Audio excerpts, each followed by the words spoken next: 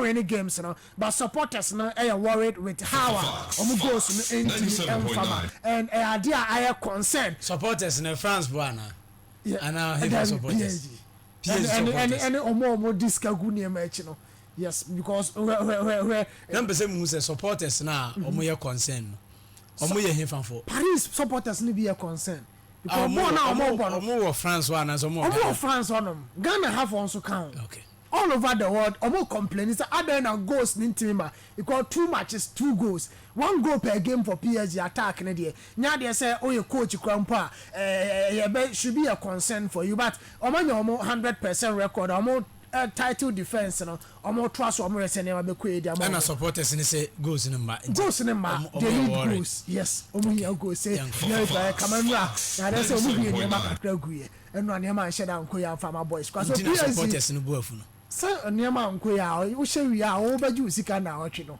ono so kakra ono so be nya dia ya farmer na ya there say be hard now from PSG game no PSG Felix Ombenya goals e 2 games no Bayern Munich use just 1 game or German Bundesliga opening game as 6 goals to 0 and now Allianz Arena Bavaria against side of an RB Leipzig and Leipzig team now ba a new coach Werner Odomoba any team no how almost struggle last season on man na say Leipzig Ebano almost said am Bayern Munich a tougher opponent bia because this is a team who lose Benjamin Sesko this is a team Javi Simons are all game leading primary and the team friend Leipzig now e dey say baby na ni hwe no anya Leipzig team mentally no ahead of the game no Leipzig and said anya well compared to Bayern Munich team no now Bayern are in the league in the last season and almost started on title defense and Bayern Munich scoring 6 goals to 0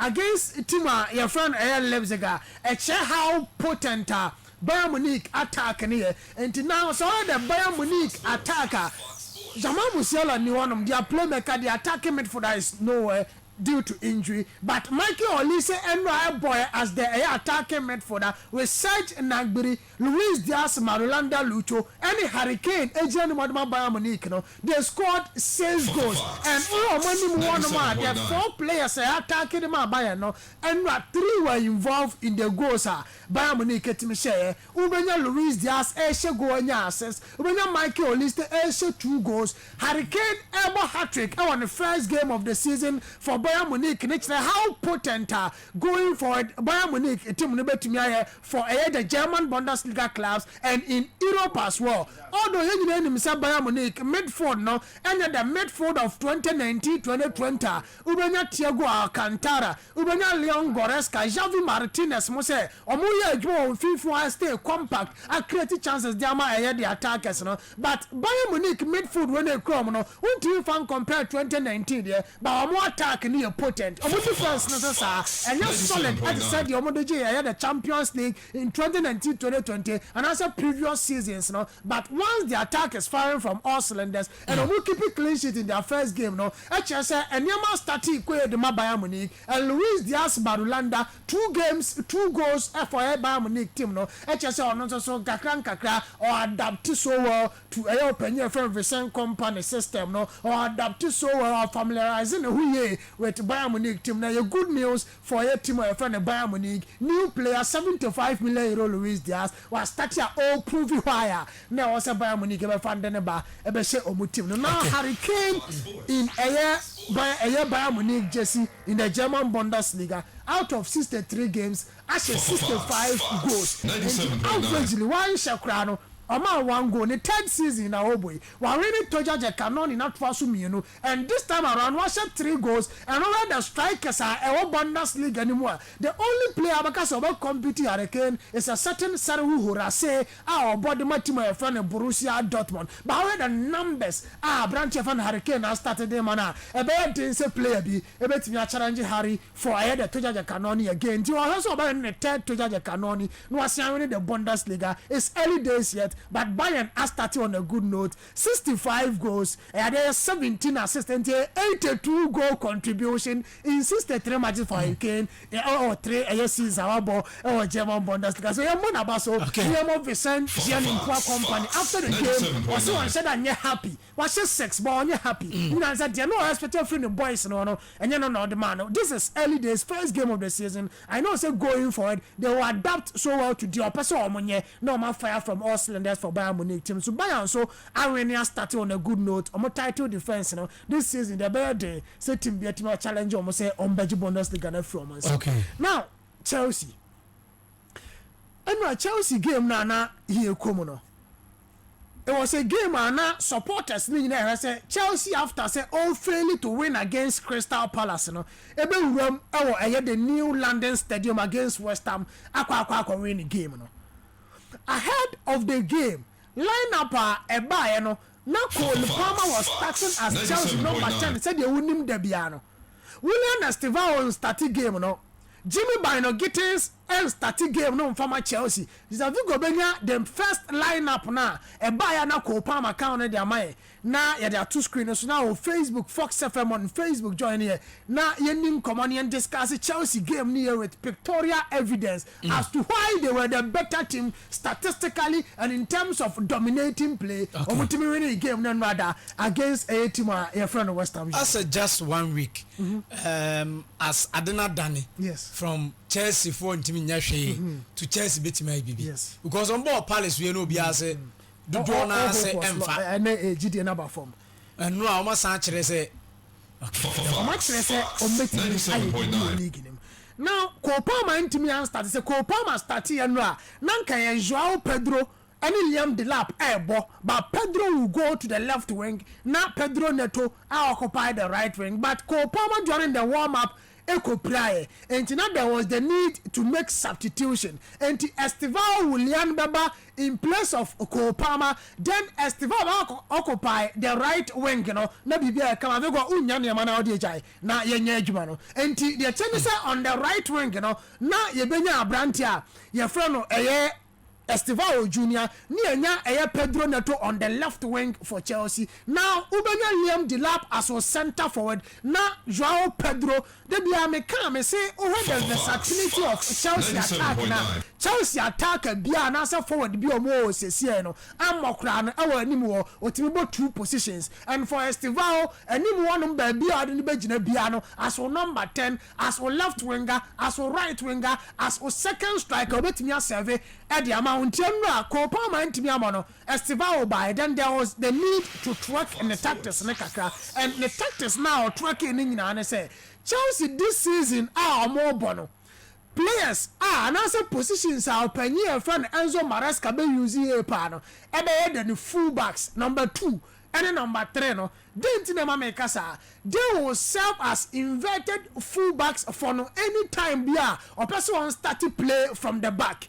Now Chelsea one team almost 3-5-2 building from the back with 3-5-2 but mostly they hotel use it and a 3-2-5 formation and what is mostly in games only said the opponent be difficult about pressing high up the pitch and no opinion friend Enzo Maresca and go for the 3 build up no and the 3 build up no say build up now ubo brantia your friend Malo Gusto ebe go wide and tentam on won the far so number 2 ne side on no obe go wide Estevao Junior ebe drift inside now about be adwa the Chelsea now of the laterals and on the full backs no and Mark Kukuyara and we use as one of the center backs whenever all building play from the back obenya 3 center backs building the play in the mano and the channel say Mark Kukuyara will serve as the left center back Tosin Adara Bioyo ever serve as the central center back in Finfino Bejina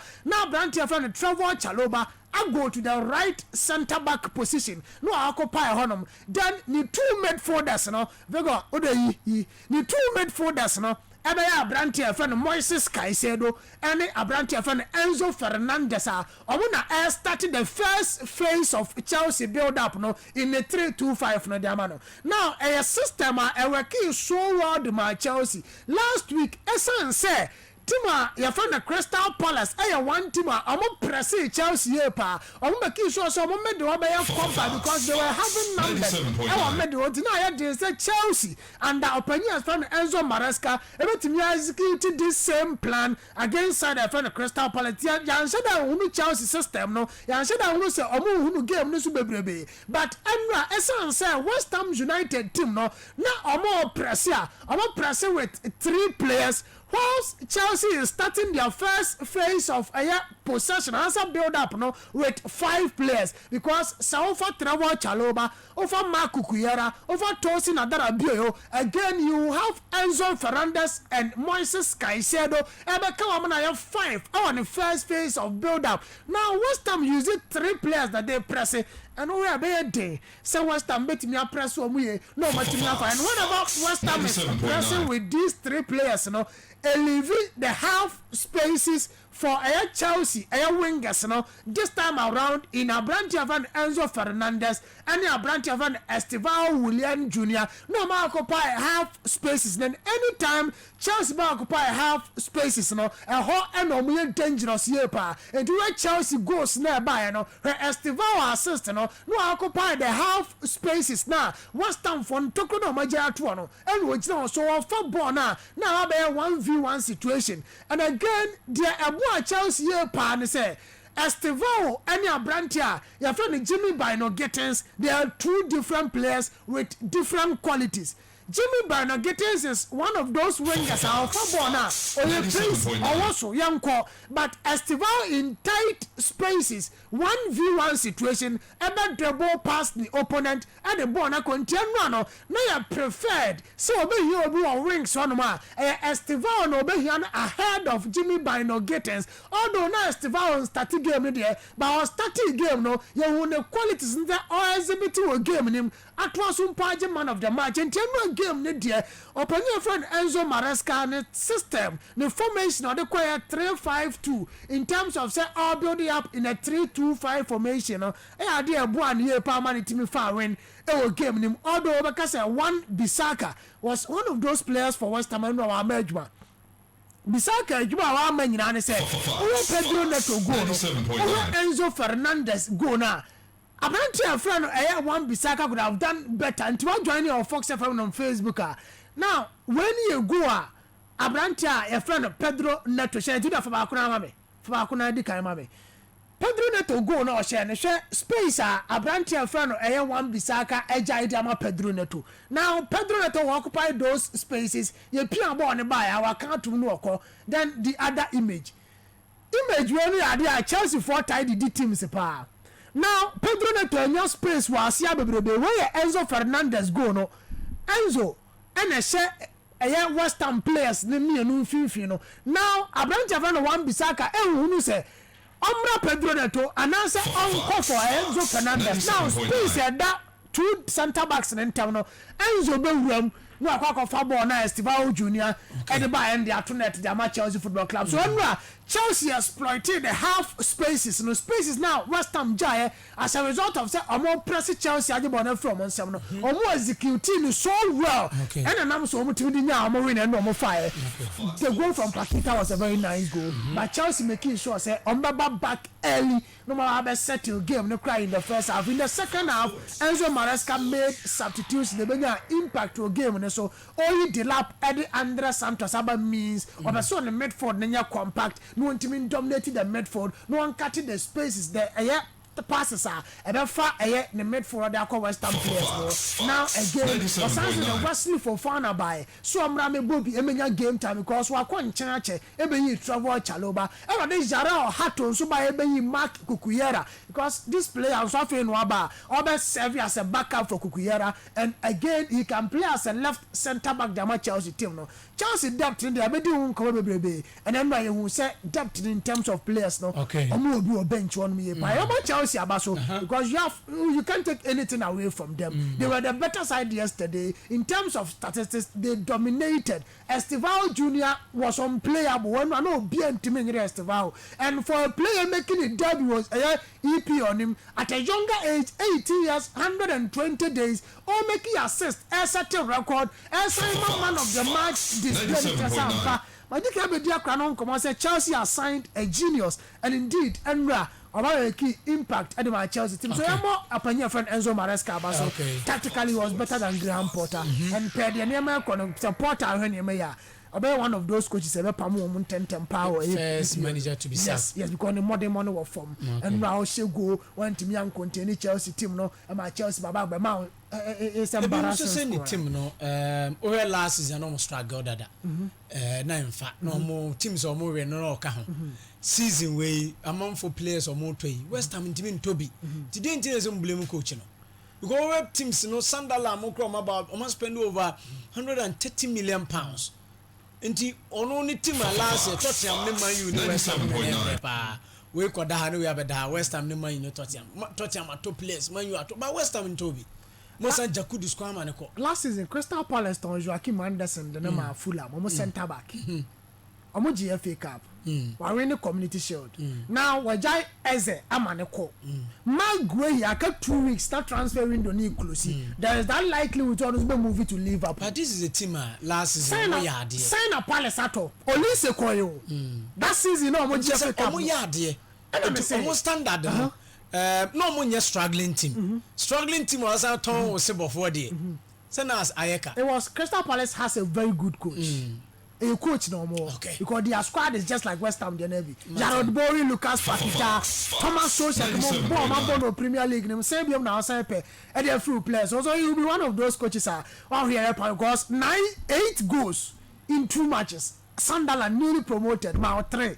Chelsea so no be come back amount 5. And games now when you are there be the amount pass. Ubetimi and Tiamo Chelsea abaso your team ni abaso. Send no mutimi win here. She don't know our horn more things as blue corner one of them fine at the moment now and the games in the kakra bi na me see Man City but Tottenham now opani minim say sanat be run game ni mu ye pa but there is one thing about City and Tottenham mamen kan say obia na yan set the record straight fa when it so give God the fact so unim say Pep Guardiola ho as a coach teams are one losing most and yet ya pa Tottenham Hotspur is the second team. Pep Guardiola abona Tottenham asene dodo pa. Now, someone joining on Fox FM on Facebook. Pep Guardiola as a coach, Liverpool na asene dodo pa as a coach under Jurgen Nobert Klopp. And the last season, and a slot ever share home and away. And the Klopp share 8 times. And a slot so by home and away no the man 10 times to losing to my friend Liverpool. Now Tottenham are the second team upon your friend Guardiola are losing most matches against 9 matches and we're losing against Tottenham Hotspur. Now this same Tottenham Hotspur last 5 visits last 5 times Etihad no win 2 I draw 1 and losing 2 and Etihad force me and under Thomas Frank last week Yehu Ajuma Kudus Mohammed Richarlison de Andrade Brennan Johnson Poppy Matassa in the absence of James Maddison El Preti as a number 10 he was super Rodrigo Bentancur every bench on by Ajuma sitting so winning away at Molineux a convincing win Eli Holla Ebo Brace Tijani Renders and Ryan Sheki and now some presence. It will be a tactical game. So not the Romeo pa. All right. By a game, I'm going for the 2 teams. And I say, I'll be a bit much go. A tight game. Me who a drawn game from a game Barcelona. Atletico Madrid they have nothing than to win this game. Okay. Because last week we could lose here. When? Yes. Last week we could lose here. Sorry. And now Alex Bayena, Thiago Almada, Conor Gallagher. Julian Alvarez, Alexander Soloff, who was squad on any given day. So on your game, we against top clubs. So I'm going for Atletico to say, obviously, but I'm trying to unbeaten run also against a team from Levante, Madrid against Real Oviedo. Don't know say Sibo Ghana player back home. Yes, it's no big Sibo a fine man for that. But I see Real Madrid they say, I'm not saying. I see Rodrigo say. Baby, I want see Vinny Bono. ahonom no no so ope anopa ya ne kwa no be yes kwa no be ko me ha adwen say Rodrigo ko no one day be pa ye ba be di sanko baba 7.9 very well me da se pa unim Musa unim Musa Ahmed Musa Debi Musa Yunus Musa enye Yunus Musa na Musa unim Musa bia okay o contact crowd ya na nkwase dem wo slaughterhouse wo Musa e wo ho na so fashion ni agro so good morning to Potika. I like your sports presentation. In fact, you are the best sports presenter. I'm listening to you live from Takrade slaughterhouse. Musa Takrade. Very nice. Musa Kakale. Okay, so that's Table. So we are fine. We are fine. We look Diego Simone assembly kasi can me for me I think say one of the most underperformed managers because Atletico Madrid is one of the few coaches or just catching any player bia we say kan Atletico Madrid on the highest end employee at Atletico Madrid. Look at the players but still with even Barcelona struggles. Barcelona clear top player omuntimi register no now more even here cry Madrid so any form cran. So these two teams manage to minya results over Atletico Madrid. It is a share Diego Simeone any last season the kind of performance of China out now it was a very bad performance from 97.9. I'm not expecting anything apart from win for Atletico Madrid. So when Timmy and the so my background the on to me say he is comfortable being the third force of Spanish football. Now, try players no more Atletico I must say Barca just to chip in. Yes. Barca struggle so very stand. With still players no more Barca you see Atletico omunya better than Atletico players. Not all of them. Obiti say Julian Alvarez. I'm very sure say Oba Barca na Madrid. Emudu do saying. Same number 9 I'm okay. It's a number 9 Alvarez is sort of. Even so Mbeje Barca number 9. No more Barca in the playmaking Gavi or Atletico Mbobi. Playmaking role number Frankie de Jong Atletico Akomo. Number 10 But we need to bench Barca. 97.9. But Sana Atletico Madrid for players nusu bebre. Eba to say we dey body near hade. Mobo I go to Jano Black Eba Barca. Obe start ahead of that. Or come Madrid in way. It is even one started crana. Who dey be pay your best start? Your best start. Madrid and do start Madrid. When you na come Barca or ya to go play or come start. Julian Alvarez. Someone can Alvarez ni Oblak. When you Jose Maria Jimenez. They are the defense. Paul Krubas ni Inigo born last year. Inigo is no more. It's Inigo. So last year performance. Last year performance. Because I say Inigo NFI, but some players at Atletico Madrid. But Barca, so no Barca was kinda Inigo ne Jimenez for market. They would have gone for Jimenez.